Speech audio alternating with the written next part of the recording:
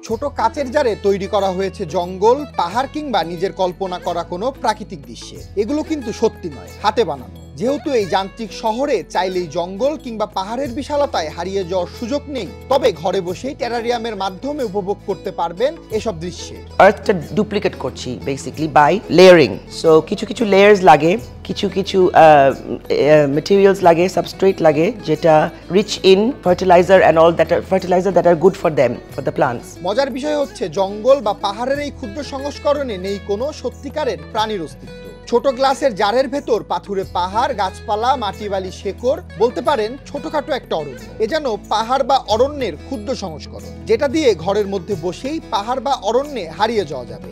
এখন এখানে দুইটা জিনিস আছে, একটা হলো টেরারিয়ামস আর ওপেন অথবা ক্লোজড। ওপেন টেরারিয়ামের ক্ষেত্রে কিন্তু একটু ইজিয়ার, প্লান্টসগুলো কিন্তু ডিফারেন্ট। ক্লোজড টেরারিয়ামের হিউমিডিটির প্লান্টস লাগে, যেগুলা ময়েশ্চার বেশি। পাহাড় বা অরণ্যকে হাতের মুঠোয় এনে দিতে টেরারিয়াম নিয়ে বিশ্বের বিভিন্ন দেশ অনেক আগে থেকেই কাজ শুরু করেছে। তবে বাংলাদেশে যে মানুষগুলো দিনরাত এক করে এ নিয়ে পরিশ্রম করে যাচ্ছেন, তাদের মধ্যে অন্যতম একজন হলেন নাদিয়া হোসেন। গ্লাস জার জোগাড় করে লকডাউনের সময় খুব নিজে নিজে করতাম। কিছু বুঝতাম না যে কেমন করে, কোন গাছ লাগবে, কোন সয়েল দিয়ে হতো। প্রথম আমার এইগুলা মারা যেত, হতো না, অথবা এক্স্যাক্টলি ওই ছবিদের ওরকম হতো না। আস্তে আস্তে বাই ট্রায়াল অ্যান্ড এরর শিখতে শিখতে রিয়েলাইজ করলাম যে কি কি লাগবে অ্যাকচুয়ালি এগুলো সাস্টেইন করার জন্য। নাদিয়া থাইল্যান্ডে ঘুরতে গিয়ে দেখতে পান ছোট জারে পাহাড়, অরণ্য সহ নানা দৃশ্য। সেখান থেকেই কৌতূহল। পরে ঢাকায় ফিরে কোনো প্রাতিষ্ঠানিক শিক্ষা ছাড়াই শুরু করেন এই কাজ। প্রথম দিকে ব্যর্থ হলেও পরবর্তীতে সফলতার মুখ দেখেন তিনি। নিজের বাসায় বানিয়েছেন স্টুডিও, পুরো বাসা জুড়ে স্থান পেয়েছে টেরারিয়াম। টেরারিয়াম তৈরির কাজটি সহজ, শুধু জানতে হবে কৌশল জানা থাকলেই কয়েক মিনিটের ভেতর তৈরি হয়ে যাবে কল্পনায় ভাবা কোনো প্রাকৃতিক দৃশ্য। তবে একটি টেরারিয়াম স্বয়ংসম্পূর্ণ হতে কয়েক মাস সময় লাগতে পারে। একটি টেরারিয়ামের দাম 500 থেকে কয়েক লাখ পর্যন্ত হয়ে থাকে। টেরারিয়াম আসলে একটা ছোট মিনি ইকোসিস্টেম।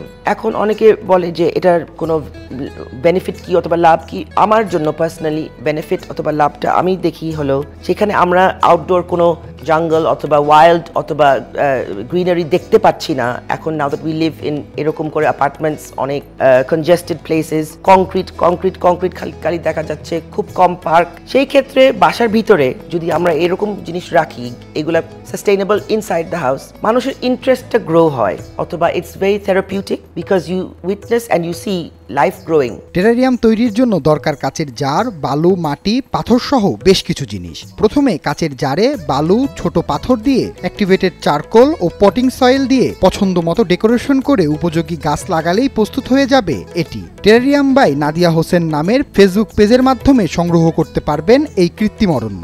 কয়েকটা বড় বড় কোম্পানি, অফিসেসরা চায় গ্রিনারি করতে অথবা গ্রিন জিনিস গ্রিন প্লান্টস রাখতে, অথবা ট্রাই করে আর কি ওদের অফিসে ওরকম মেনটেন করতে। কারণ ওয়ার্ল্ডে কিন্তু এখন খুব সিরিয়াস হয়ে গেছে এই ব্যাপারে, which is good. I think আমাদের দেশে এটা কিন্তু খুবই দরকার, আর্জেন্ট ভাবে দরকার। টেরারিয়াম যান্ত্রিক শহরে কিছুটা স্বস্তির পাশাপাশি মনে আনবে প্রশান্তি।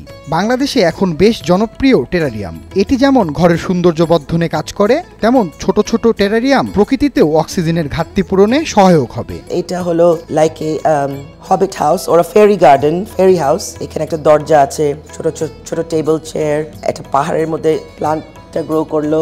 সো এইভাবে তারপরে বেসিক্যালি জাস্ট ওয়াইল্ড জঙ্গল টাইপ, বেশি কেয়ারফুল ভাবে করা হয় না ওইভাবে, বিকজ নেচার তো গ্রো করে এদিকে আর ওইদিকে, whichever way they please. কিছু রক্স দেওয়া হলো, ইউ ক্যান পুট ব্রাঞ্চেস, গাছের ব্রাঞ্চ দেওয়া হলো, তারপরে পাহাড়ের মতন করানো হলো, things like that. Nadia Hossain এই যান্ত্রিক শহরকে সবুজে আচ্ছন্ন করে দিতে চান তার এই ছোট্ট প্রয়াসের মধ্য দিয়ে। তিনি বিশ্বাস করেন এই শহর একদিন মানুষ, গাছ আর পাখিদের হবে। সুপন শিকদার, নিউজ 24।